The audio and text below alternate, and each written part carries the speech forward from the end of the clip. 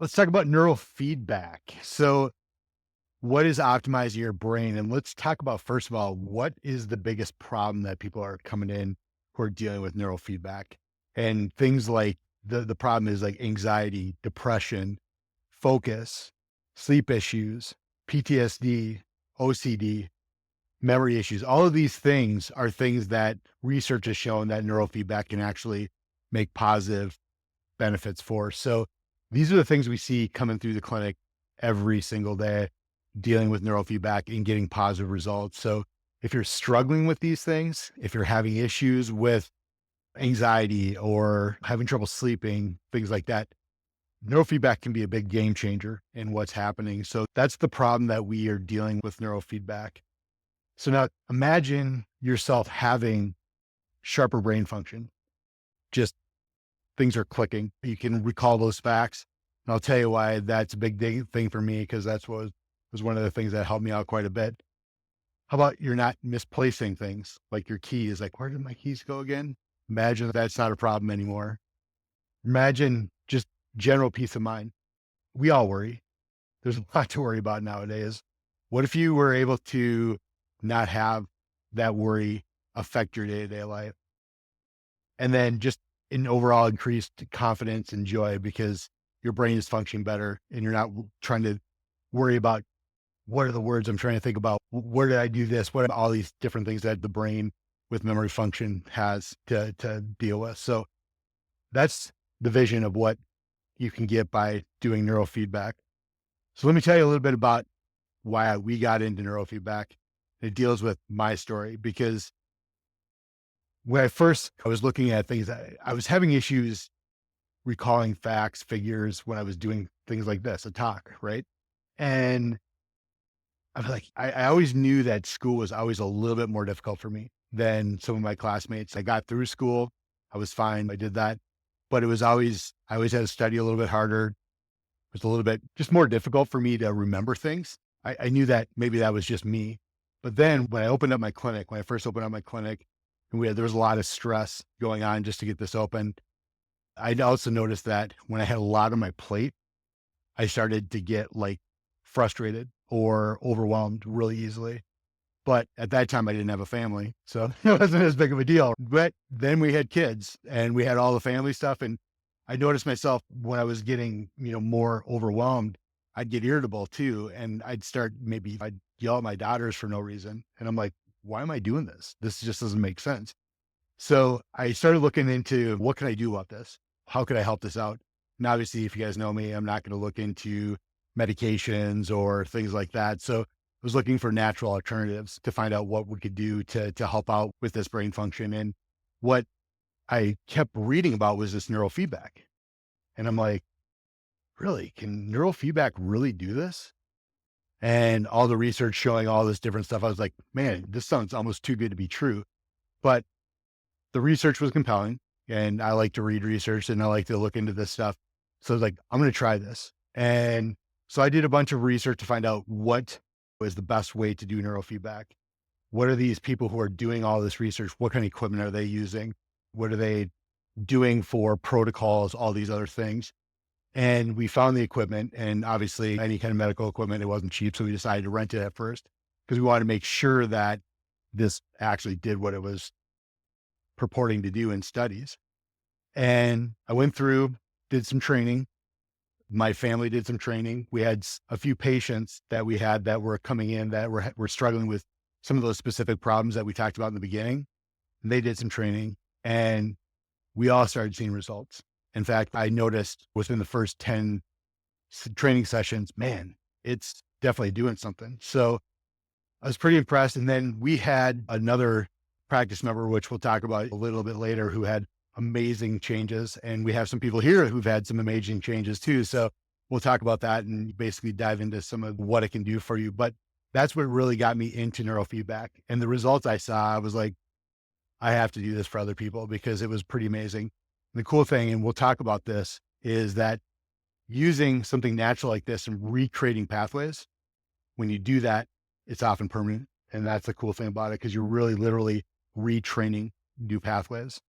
We're going to dive into a little bit of some of what neurofeedback is and we're going to keep this fairly general, but it may get a little bit dense. We're going to talk about some of the brain waves. When we're looking at an ADD brain, first thing you have to understand, we're looking at basically four major brain waves. And you can see them up there. And from slowest to fastest, it's delta, theta, alpha, and beta. Now, beta is broken up into several different categories, but it's the fastest. So there's like you have low, mid, and high beta, but we just put a high beta on there. So those are the speeds of the brainwaves that we deal with and that we're measuring when we do neurofeedback. So what happens with an ADD brain, anybody who has ADD or has trouble focusing or a kid, is that their brain is stuck in those really slow waves. Doesn't make sense, right? You're thinking, wait, with ADD, people are usually, I have to do stuff. But when your processing power is slower, the brain can't get into those higher frequencies, which are the beta frequencies, or which are the frequencies that you need to get into to learn.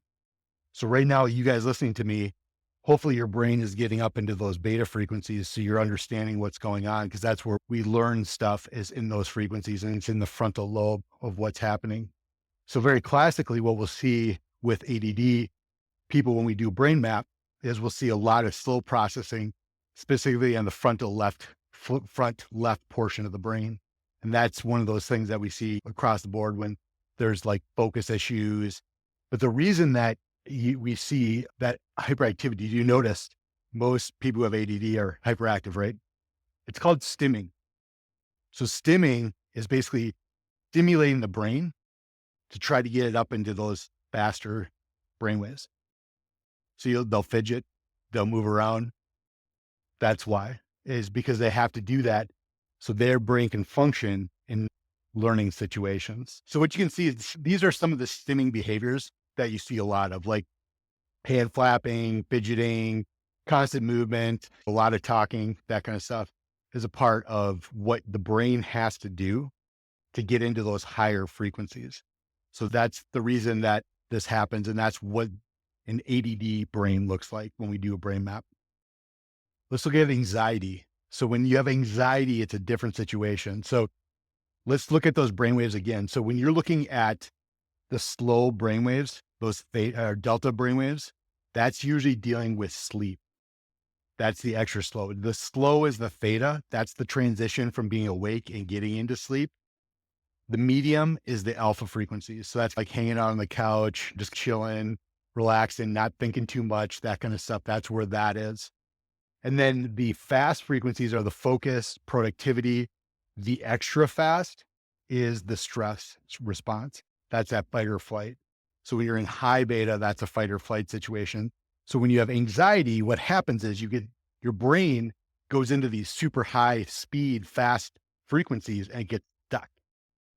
And it can't get out of that. So that's where we start seeing anxiety happening.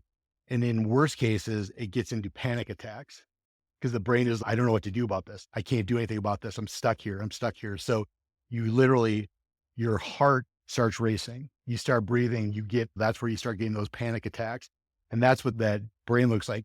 Why do people get that? And what they find is it's both a little bit of nature and a little bit of nurture that causes anxiety. So the fact is there's certain things that do happen chemistry wise in the brain that tend to shift people into that extra fast speed that will get them into anxiety and keep them there. But also like your environment, being in certain situations obviously is going to do the same thing, right? And then rewiring the brain is how we get you out of that. So there's this concept called Hebb's law. So Hebb's law is a scientific law. We're basically talking about neuroplasticity. It's where neurons that fire together, wire together. I'm sure you've heard me say this or somebody else say that. That's basically the idea of Hebb's law. And so that's what we have to do is we have to get the brain to quit firing those extra fast frequencies for a long period of time and bring it back down into those slower frequencies. So you have to have it quit firing the high beta frequencies and start getting down to the beta, into the alpha, those kind of things to help it relax. And that's what happens. So that's an anxiety brain function.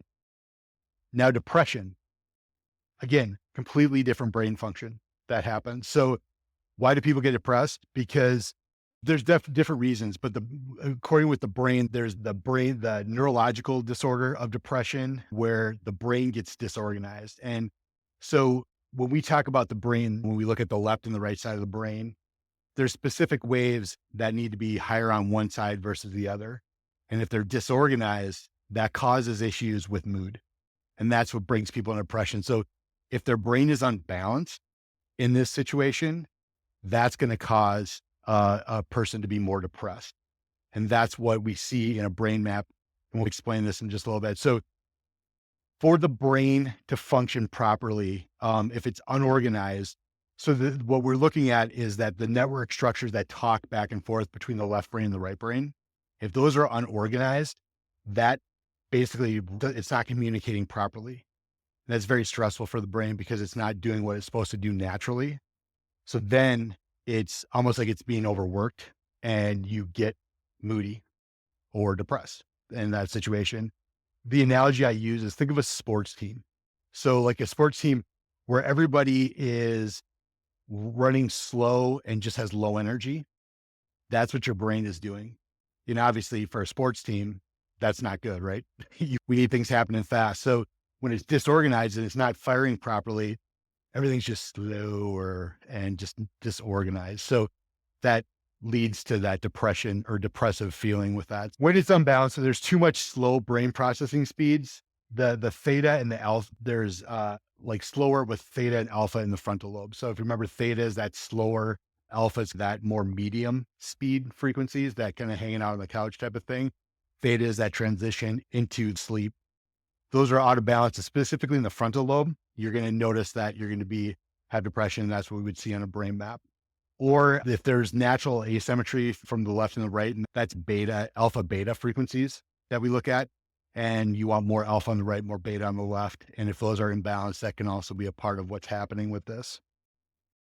So what we do about that is we do a brain map to find out, is that true? And if that's true, then we use specific protocols through Hebb's law to speed up that processing power, get that brain back into a higher speed so it can function better. And then it'll help you get out of that mood or out of that frequency. And then we try to correct that brain balance. And that's what the protocols can also do, is bring up the alpha and the beta on the correct sides of the brain. So that's how we do that specifically for depression, but also for anything else, as we start out with the brain map to find out what's going on. My mental health was rock bottom. And so it all started in 2019. And from January to March, like 2 or 3 days a month, I would end up with these random panic attacks. And I had no idea why they were happening. I couldn't figure out the trigger or anything like that. Then April and May of that year, it got so bad, I was having like 15 to 20 panic attacks a day. And life was just unmanageable. And I knew I needed to do something about it. When it first started, the first few times, I didn't notice anything. So I was kind of like, what's happening? Is this working? Is it not? I don't get it. But then by like session 7, 8, or 9, then my brain just felt scrambled. I felt like one of my ADHD students. I couldn't organize anything. I had zero time management. And I was just like floating out there is how it felt. Nothing's.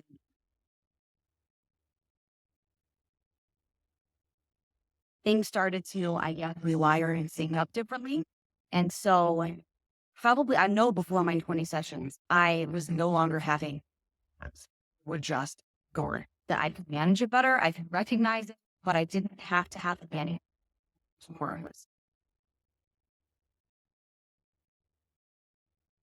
You know, that's the thing. Teaching is still the same, and it's still hard, and it's still crazy. And I'll have these moments, and it gets to a level, but it doesn't go over. It just stops. It doesn't take me over the edge, and I don't have those panic attacks. And it gets me up there, and then it just stops. It's really cool. 1,000%. I mean, I'll admit I was a little bit like, what is this? I don't understand how it works. But then after the brain scan and Dr. Dody showing me my results and even telling me not seeing one like that, I was like, I had to do something. And so by far. Anybody that is thinking about it, wonder, like, definitely do it. It lasts, it stays, and it's completely improved my life. Jen, do you mind sharing your experience with neurofeedback? I worked in the entertainment industry. I've been with Dr. Dody for 7, 8 years now, I think. And in 2019, working in the entertainment industry, I tore my ACL. And as I was recovering, I was doing quite a few different things. So I was coming to Dody to get adjustment, alignment, and then I also would do what I'm into practice now, which is MAT. But I asked Dody, I said, should I go into therapy? Because I was getting worried about when I would do certain things, I would have this stress pain that would bring me back to when I injured myself and my ACL when I tore it. He recommended, instead of going to speaking about it, he recommended neurofeedback. And that was the first time I ever really had heard of neurofeedback. And when I did that, I was going in solely for knee pain and discovering, like, when I landed, how I wouldn't go back to the situation of me tearing my ACL. Little did I know that it ended up assisting me with my ADHD, and it minimized my, I guess it was anxiety of feeling like I was going to tear my ACL again. I was going through schooling for this muscle activation techniques, which my husband noticed. He was on the road with the show that I injured myself on. But he noticed, he was like, a change in my reactions to things, to my demeanor of how we would communicate, how I was, I thought I was really bad at math, which I'm not really the best at numbers. But what happened was the brain map said, no, you're fine with numbers. You're good with math. And I was like, no way.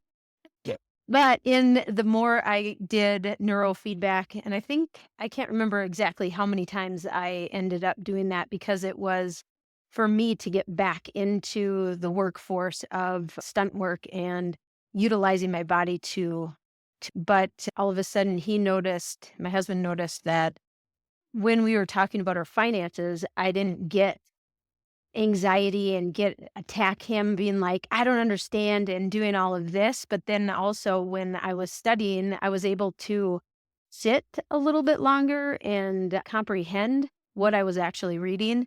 And then I also noticed, I mean, I can still do a backflip at 50. So it's like that pain isn't necessarily there. Even if I feel a little bit of a jolt, it has decreased. And yeah, neurofeedback has been like an amazing thing for me. It's just to show you different people respond differently. Jenny, the one that was on the video, was one of the people that we tested this out with because she was having panic attacks, like she said. And I thought she definitely has some stuff going on. So if we see changes that way, I knew neurofeedback would help. And then you see somebody who's a high performance athlete seeing changes like that, you know that there's stuff that's going on with that brain that helps functions across not only just mentally but physically of what happens too. So it's a cool thing. So let me just tell you a little bit of a difference of how we do neurofeedback, because not all neurofeedback's the same. If you remember, I did a lot of research to find one of the best units. So the way ours is different, we do a 20 channel brain map, which a lot of neurofeedback systems do a 20 channel program. But the big thing is those are the major areas of the brain that we train. And we want to look at all the different areas of the brain and all those 4 frequencies across that. But the big thing about that is it makes it very precise. So we can get very nuanced with our protocols because we have more locations that we're actually measuring to see what's happening with it. And then that produces a visual report that we can show you. And the scale basically in the report is green is low probability of having issues, yellow would be moderate probability, red would be a high probability in all these different areas. And we look at cognitive efficiency. We look at focus, which is that delta theta, like we talked about. We look at mood, which is a lot of the alpha frequencies, like we talked about, in either the frontal lobe too much or on the incorrect side of the brain. And then basically attention or focus or the anxiety or relaxation portion of it with the beta frequencies. So that's how that report works. But it makes it easier for us to know exactly what to train. The other thing is we do bilateral training. This is something that not every system does. So if you don't do bilateral training, what does that mean? It's looking at both sides of the brain, right? So if we need to do something, for example, with somebody who's having those slower waves or the moodiness because they have imbalances on the either side of the brain, the only way you can do that is if you train the brain bilaterally on both sides. So if the system doesn't do that, you're not going to really see really great results with somebody who has depression, because if it's an imbalance of the brain, it's not going to train that. So our system is able to do those protocols because we can measure both sides of the brain at the same time and focus on either side, whether we need to one side up, one side down, or vice versa. So we can do both sides at the same time. The other thing is, the cool thing about neurofeedback is it's very safe. It's very effective. It's one of those things that people think, oh, you're messing with my brain. But this is basically getting the brain to learn. It's almost like exercise for the brain, push-ups. Your brain's doing push-ups. And the one thing about this is we're not sending any energy into the brain. We're not putting any electrical current into the brain. We're not putting anything from the outside in. Your brain is learning by doing the training. We'll explain what the training is in a bit, but that's the big reason our systems are different. The system we use here is different. The other aspect with NewMind, the system we use, is it was developed by Dr. Richard Suter. And he was the guy who was the godfather of a lot of the brain mapping that was done in the academic fields from the 60s, 70s, 80s. And his protocols are the protocols that are used in this system. And when you look at the research, his name is all over it. So that was one of the reasons I was like, that's interesting. The research I'm reading, a lot of it was done by this gentleman, Dr. Richard Suter, and now he has a system. I want to check this out. So that's another thing that makes our system a little bit different with what we're seeing. So here's some of the biggest mistakes that we think when we think about brain, what's happening with neurofeedback or brain training. We oftentimes normalize things like, I'm just getting old, or that's normal for me. It's a normal situation, when that's not always the case. I did that for a long time. I have a hard time learning. I'm not great at math. I was pretty used at math, but other things, like it took me a while to learn things. So it's one of those things that you tend to normalize it. That's actually a mistake. Waiting till later to take care of it. The thing is that when you're firing those pathways that are not working for you, the more you fire them, the more they wire together. And that makes it a little bit more difficult for them to basically get pruned away. So doing things sooner than later is a better thing to do. Obviously relying on medications, which is basically our standard. That's the standard medical protocol. Oh, you have this going on? Here's a med. And it will do things chemically to the brain. But usually what ends up happening is the brain gets used to that. You have to take more and more chemicals, and all of them have side effects. And we see kids in here all the time, especially on those ADD, ADHD meds, with some pretty significant and not fun side effects. They loss of appetite, they're gaunt because they're not eating. That's one of the big ones we saw with a lot of kids coming through. But there's a whole host of side effects that we just don't want to deal with medications. And then the last one is that I can't change. That's not true. That your brain absolutely can change for a long time. We were told a lie that after the age of 6, your brain doesn't change. We know for sure that's not the case now. So don't believe that, that mistake or that myth. Neuroscience is a biological science that is concerned with the function of the brain and the nervous system. For many years, scientists thought that the brain was fixed and couldn't adapt or change after childhood, but advances in fMRI scanning have shown that this could not be further from the truth. We can now see that our brains change and adapt every day, regardless of our age. Every time we learn something new, we're harnessing the power of neuroplasticity. Neuroscientists believe we have over 100 billion neurons in our brain, each capable of connecting to tens of thousands of others. Neurons are the building blocks of the brain, and each one can make trillions of connections every second. When we learn a new skill or think about something differently, we begin to make new connections between neurons. Every time we practice a new skill, think in a certain way, or feel a specific emotion, Those related connections are then strengthened and it becomes easier for our brains to follow this pathway. If we keep using this pathway, our brains begin to adapt and this new way of thinking, feeling, or doing becomes second nature. The less we use our old pathway, the weaker that pathway becomes. It's this ability to make new connections that has enabled scientists to coin the term neuroplasticity, meaning our brains are pliable and plastic and can grow, adapt, and change. So that's the concept of how the brain does what it does and what neurofeedback does faster because it's giving you feedback. So when they talk about if you think, you can do this even through, let's say, meditation. It's just that you're not getting a feedback, so the brain doesn't know it's firing the same pathway, and it takes a long time. And when they've done these QEEG brain maps on monks who've meditated for over 40 years, they can see specific pathways that are firing. And the idea is that if you can take that and then make that faster because you're getting the feedback and your brain understands, oh, this is what I should be firing, it just speeds up the process of what happens as far as that learning process. So getting that across. So that's what the brain is in neuroplasticity. So here's what we do. So we first, to rewire the brain, we have to do a brain map. And this is my daughter Abigail quite a while ago because she looks quite a bit older at this point with a brain cap on. And that's what we use to measure all the frequencies.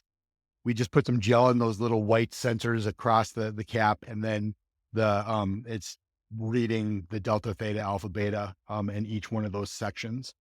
Then we do training. And this is my daughter Lucy, who's doing some training, who's in the back waving and is doing some training here. So this is the way we do the training. So the training consists of wires going to whatever part of the brain is most outside the optimal range. So when we look at the brain map, we'll look and see, okay, what areas is your brain struggling with the most? Either there's too much or too fast or too slow. And if we can bring those back into the optimal range, then the symptoms that are dealing with that, whether it's focus or mood or just trying to relax, getting relaxation, we can get that back into the optimal range. And then the symptoms of anxiety or depression or ADD, ADHD go away naturally. And what the brain does is it's getting feedback from that screen that you're watching by the screen dimming in and out. And when the screen's bright, it means you're firing that pathway that you want to fire, that you want to reinforce. When the screen goes dim, you're not firing that pathway, you're firing your old pathway. And the brain is, oh, wait, I don't want to fire that pathway. I want to fire the other one. So then it starts firing the other pathway and the screen comes bright again. So it's operant conditioning. It's like learning to ride a bike or doing anything else. It's basically this way of giving you a reward for doing the right thing or for your brain firing the right pathway. The more it fires, like the video talked about, the more it wires. And eventually the old pathway that you're not firing anymore, basically it's called anti-Hebbian pruning. So it just goes away because it's not actually firing those pathways. And that's how we rewire the brain here at the office. So that's basically the whole concept of neurofeedback. And I really appreciate you guys for coming out, but I want to answer any questions that I maybe didn't explain properly. So are there any questions?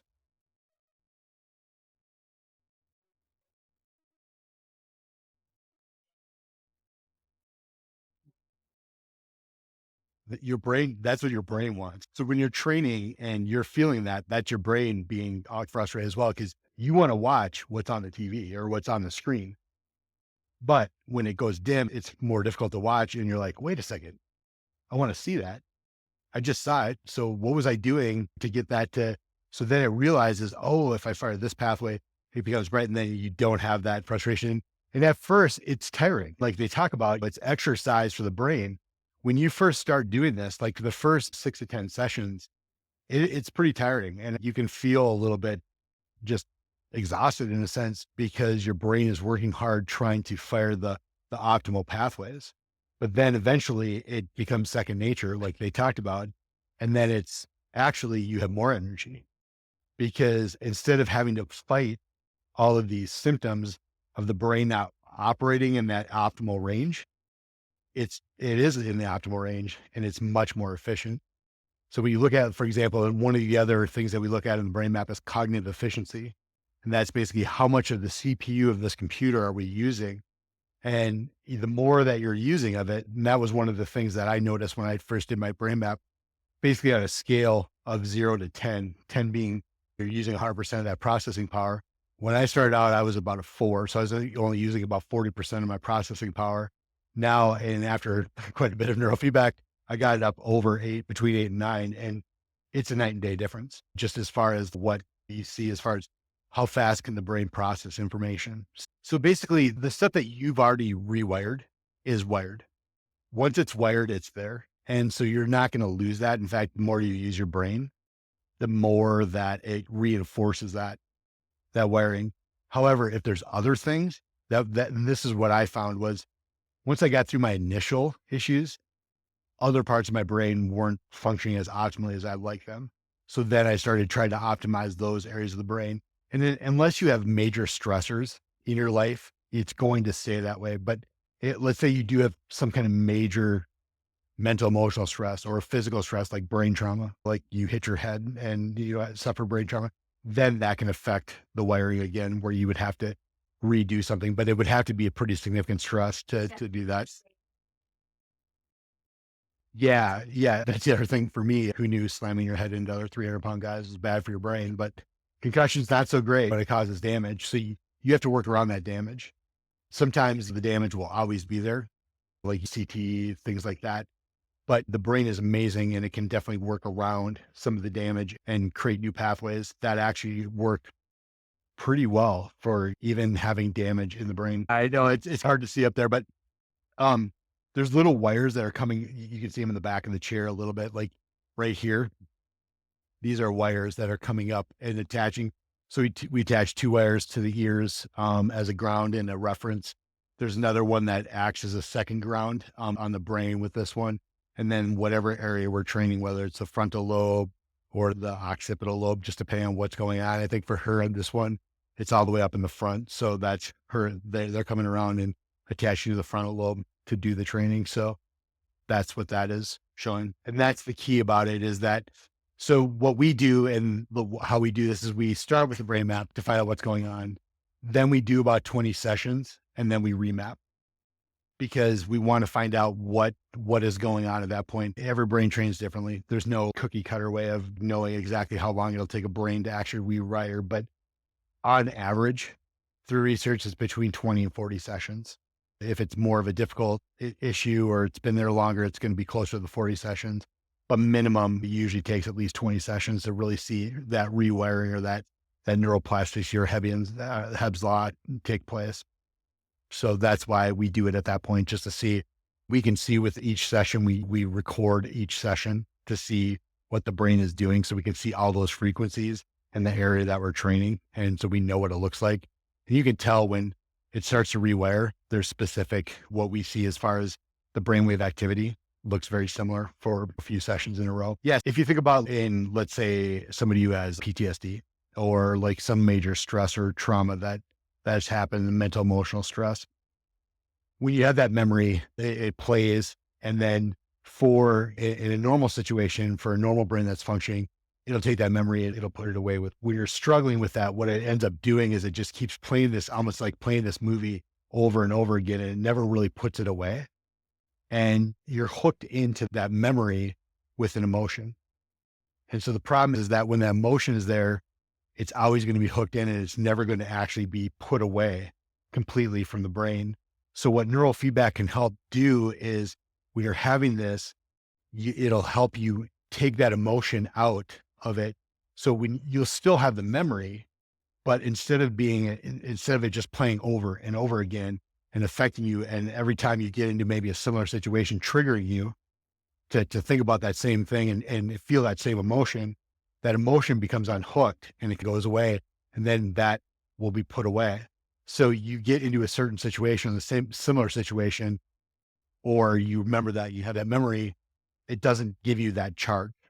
And that's basically what can happen for something with a major mental emotional stress. Yeah, you're not going to forget. It's just the memory is always going to be there. Like usually that happens over time, where the emotion isn't as charged. It's not as, and you're still going to have, in major situations, time is still going to be a factor. This just speeds that up. So this makes it happen much faster. Or if it really is stuck, it's something that you've been struggling with for years and years. It can help relieve that charge or that emotion and bring it down and calm it down. Pretty cool stuff. Yeah. That's why we love doing it here for sure. Great question.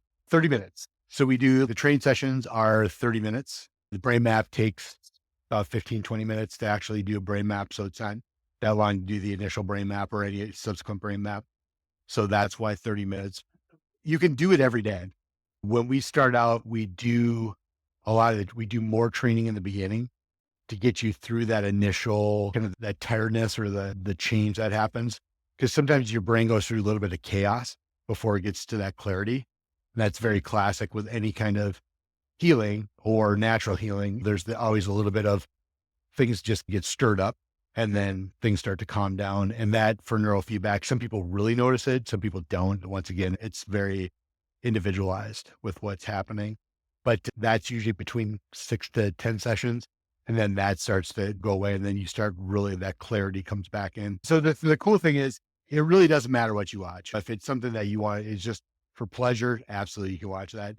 I know when I first started, I did the same thing. I wanted to learn more about neurofeedback. So I was watching a lot of these neurofeedback videos while I was doing neurofeedback. I don't know if that's going to Inception or something like that. I don't know. The world's folding on itself, but I was learning about neurofeedback while doing neurofeedback, and it was pretty interesting to see what it did. And it helped me understand what I was doing better, but you don't have to learn, but it is it's a nice way that the training makes you sit down for a half hour and it puts your brain into training mode. And so it really does help you focus on something for a half hour. In the beginning, sometimes you get a little tired. So if it's really dense stuff, you may notice yourself nodding off, but we've had that happen. But once you get through that, it is actually getting your brain into a great space to learn. So it's a great way to learn. Yeah. So as far as timing, like when you do it, the brain has the most energy in the morning. So it's usually we try to train as early in the day as possible, but it's not a huge difference. Like you can train later in the afternoon or the evening, just not really late at night. You don't want to get too late because it is exercise for the brain. And when your brain's tired at the end of the day, it's just not going to train. You're not going to get it to continue to fire those pathways because I don't really care. I'm tired. I just want to rest. And that's the one thing we notice is when people are dealing with a lot of, remember that slow wave, delta, theta waves we talked about in the beginning of this. If you have a lot of that during the waking hours, it means that your brain is not shutting down at night. It's not basically, it's not recharging when you sleep. And if that's the case, it's almost like during the daytime, you're sleepwalking. So as you start seeing that change with people who have that specific issue in their brain map, man, the energy level goes through the roof because your brain is actually shutting down and recovering at night. And that's why a lot of people have sleep problems is because their brain really never does that. So their slow wave is going through the whole entire day because it should be the highest when we're sleeping and it's not doing that. Thank you very much.